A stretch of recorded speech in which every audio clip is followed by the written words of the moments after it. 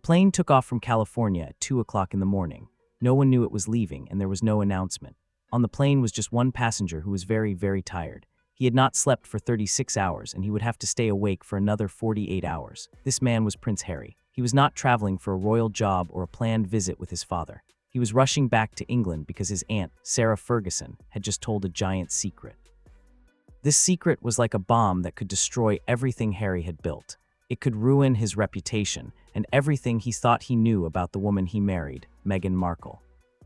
A phone call had come late the night before. It was not Sarah calling him herself. Instead, it was someone who worked at the palace. They had a message that Harry could not ignore. "Sarah has things," the voice said. "She has letters, voice recordings, and proof that links Meghan to Prince Andrew and his boat trips from a long time ago."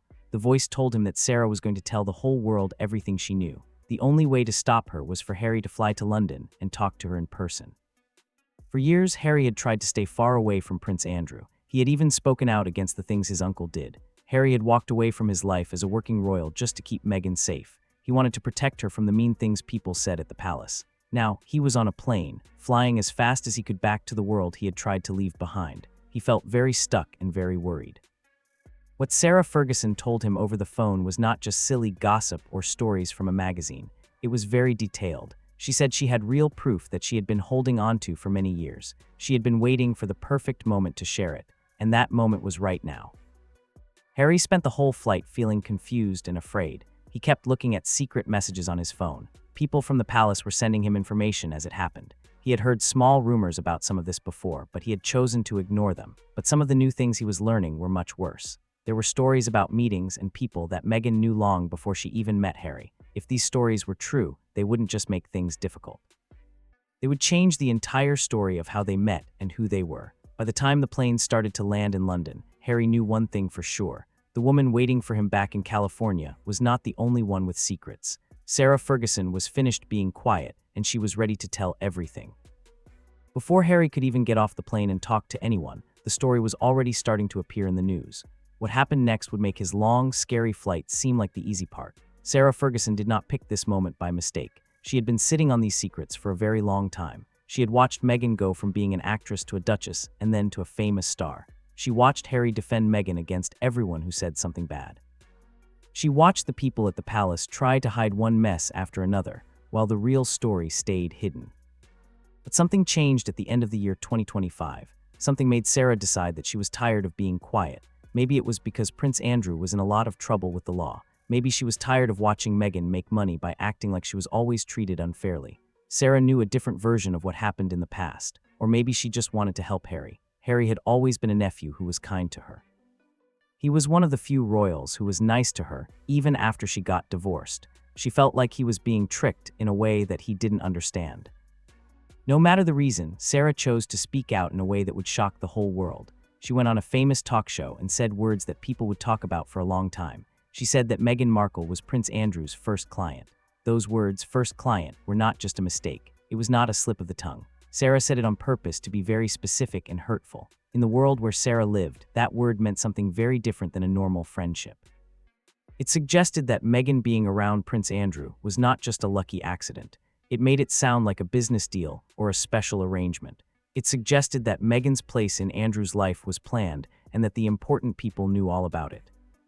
Sarah did not just say those words and then walk away. She said she had letters and notes that used very friendly language. She said she had recordings of conversations that people could not just ignore. She wanted everyone to know that this was not about being mean or getting revenge. She said it was about Harry. She wanted to protect him from a truth that he had been kept away from for too long. By saying these things, Sarah was being very smart. She was attacking both Prince Andrew and Meghan at the same time. By linking Meghan to Andrew's past, she put the palace in a very hard spot. If they tried to help Meghan, they would have to talk about Andrew's old problems again. If they were mean to Sarah, she might show even more proof. If they stayed silent, the story would just grow and become more painful. The royal family already had many problems because of Prince Andrew, and now they had no good way to fix this. But Harry had the biggest problem of all. He had built his whole life on the idea that Meghan was a victim, and he was the hero who saved her. If Sarah's stories were true, then Harry was not the hero. He was just the last person to join a very long and very dark story. Real proof changes everything. People can argue about what they remember or why they said something, but they cannot argue with real things you can see and touch. Letters with someone's own handwriting and recordings with their real voices are hard to ignore. Sarah Ferguson said she didn't just remember Meghan being on Prince Andrew's boats. She said she had the proof to show it. The letters Sarah talked about were not just normal letters or polite thank you notes. They were very personal. They were written in a way that showed the people knew each other very well. Sarah said these letters talked about specific times they spent together on the boats. They had jokes that only someone who was actually there would understand. They mentioned the people who worked on the boat by their nicknames. They talked about specific parts of the boat that normal guests would never see. The handwriting on the letters was very important because it is very hard to fake. If those letters were real, they would prove that Meghan was not just a guest for one day. They would show that she was comfortable and close enough to Prince Andrew to write to him like a friend. But letters can sometimes be explained away by lawyers. That is why the recordings were so important. Sarah said she had audio of Andrew and Meghan talking on the boat. These were not just stories of what they said. These were their real voices. According to Sarah, these recordings caught them talking in a very relaxed and easy way. They sounded like people who thought no one else was listening to them. They sounded very comfortable with each other. For Harry, hearing these recordings would be very painful. You cannot separate a person from their own voice. Once you hear someone you love talking in a way they never told you about, you can't forget it. If those recordings were real, they would prove history in a way that could be checked and proven using science. Then there were the driver's logbooks. Prince Andrew had a personal driver who had already talked to the law before. This driver came forward and showed his work schedules. They showed many trips where he drove Meghan. These were not just guesses. They were clear notes with dates, times, and places where he picked her up and dropped her off. The driver said he kept these notes because that was his job. He said Meghan was not just there one time. She was in his notes many times over several months. He said she was always a special guest and went to quiet places where no one would see her. This was very bad for Meghan because things only happen by accident once or twice. When someone is in the work notes over and over again, it looks like a plan. It looks like an arrangement that both people understood.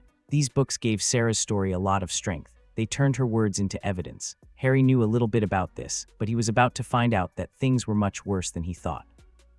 While Harry was on the plane, something even bigger happened. It wasn't just the news or Sarah's talk show appearance. It was private information that people at the palace had been keeping for a long time.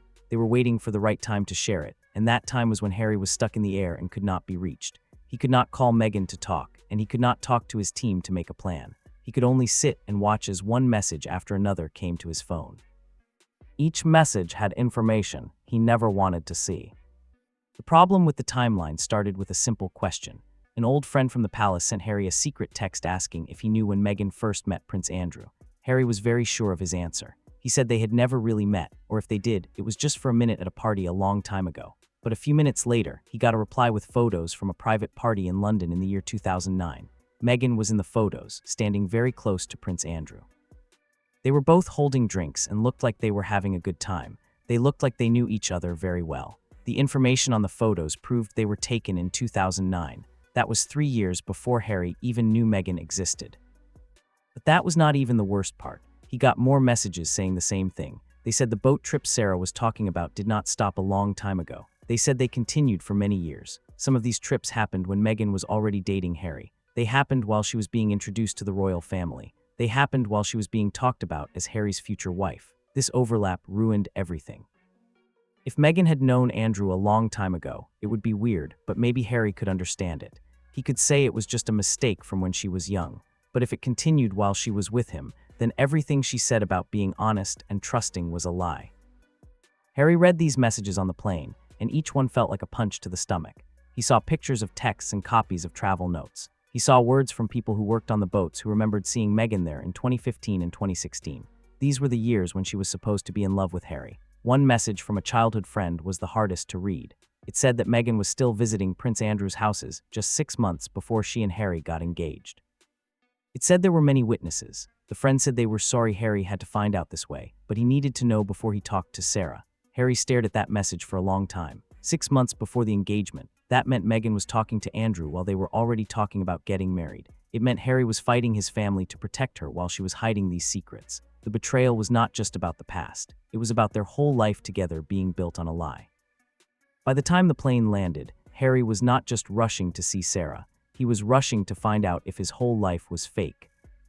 The meeting took place at Royal Lodge. This is the big house where Prince Andrew lives. It is the same place where the driver said he had taken Meghan many times. Harry went to the house alone. He did not bring any bodyguards or people to help him. He walked into the house he had avoided for a long time, carrying all his anger and sadness. Sarah Ferguson was waiting for him in a large room. Prince Andrew was not there, which was very obvious.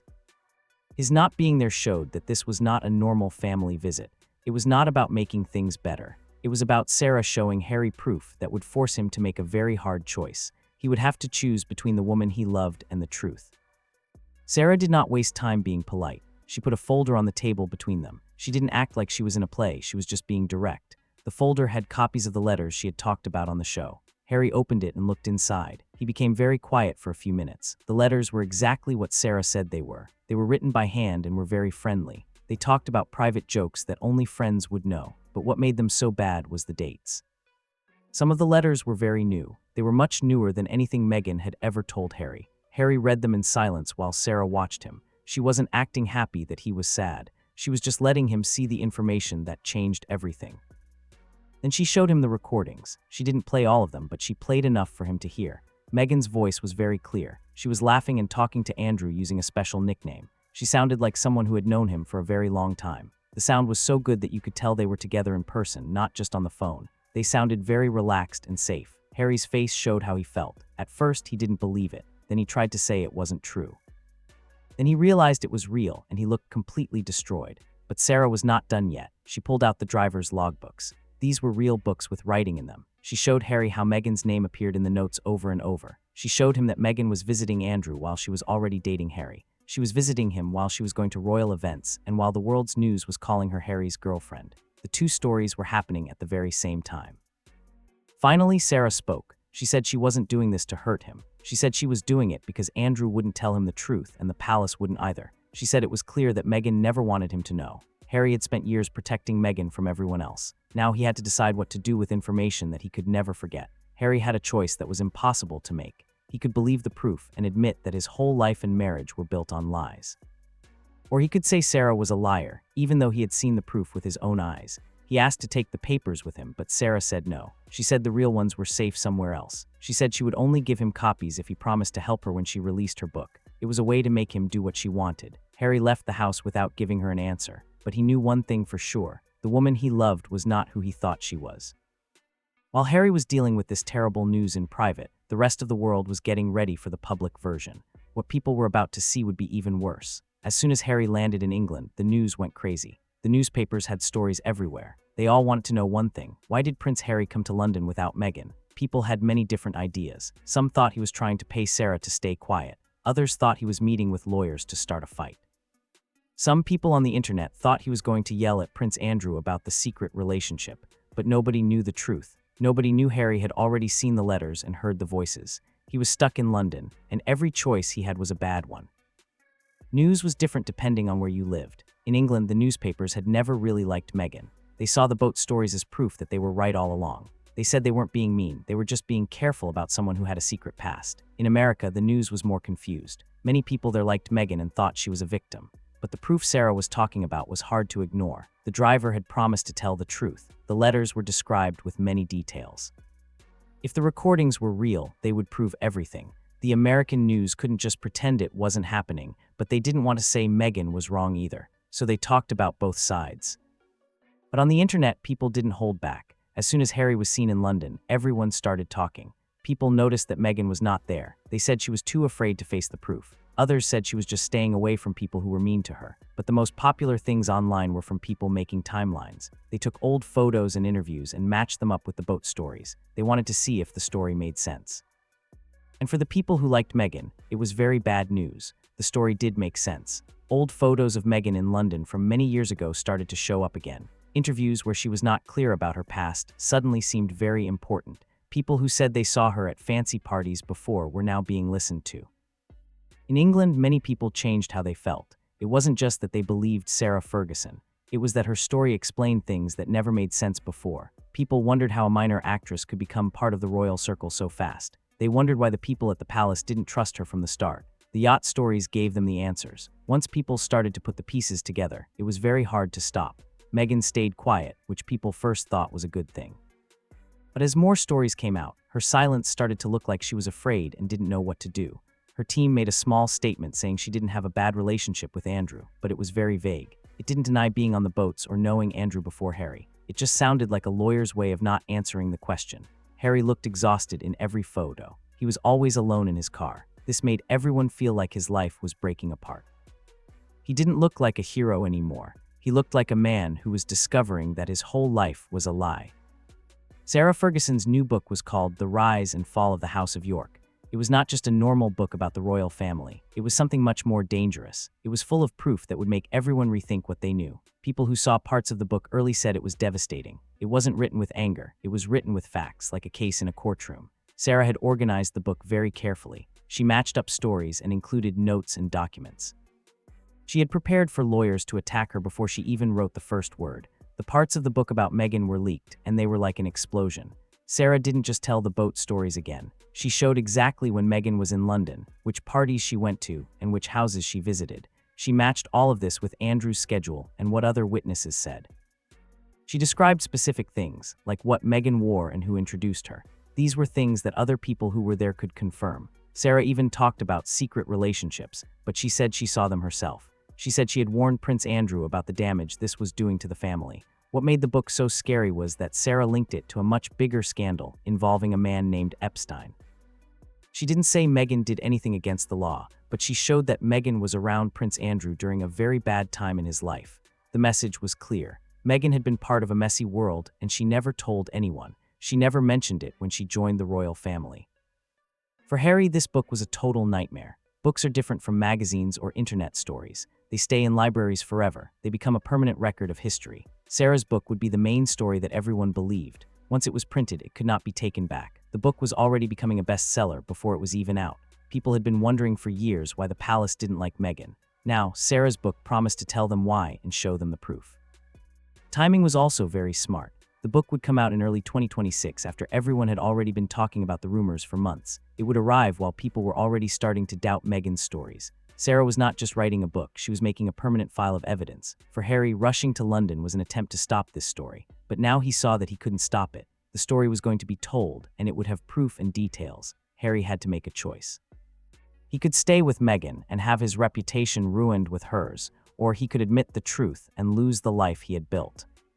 Harry was stuck in London, and Meghan was all alone in California. This was exactly what Sarah had planned. Every choice Harry had would lead to a very bad ending. If he said Meghan was innocent, he would be calling Sarah Ferguson a liar.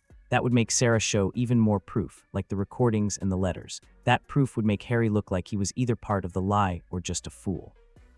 People would think he either knew the truth and helped hide it, or he was so in love that he didn't see what was right in front of him. If he said even a little bit of the story was true, he would be admitting that everything he had said for years was wrong. He would be admitting that his fight against the palace and the news was based on a lie. This would destroy his reputation completely. He would go from being a brave rebel to someone who was easily tricked. And if he stayed silent and didn't say anything, he would be leaving Meghan to deal with the trouble by herself. He would also be letting Sarah's story become the truth because no one was saying it was false. None of these choices would save his marriage or his name.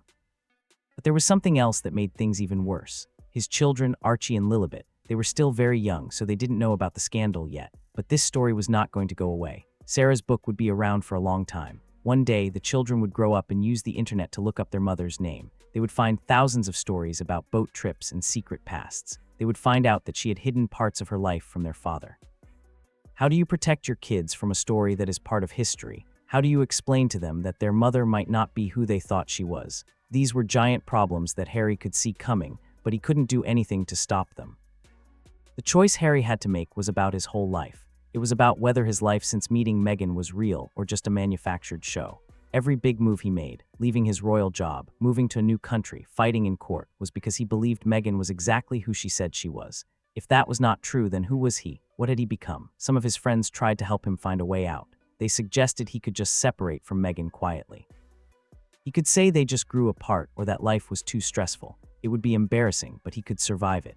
He could eventually fix his reputation and be part of his family again. But that would mean giving up on the woman he had changed his whole life for. It would mean admitting that Sarah Ferguson and the people at the palace were right about her all along. For Harry, who liked to act like he was the only one telling the truth, that kind of surrender felt impossible.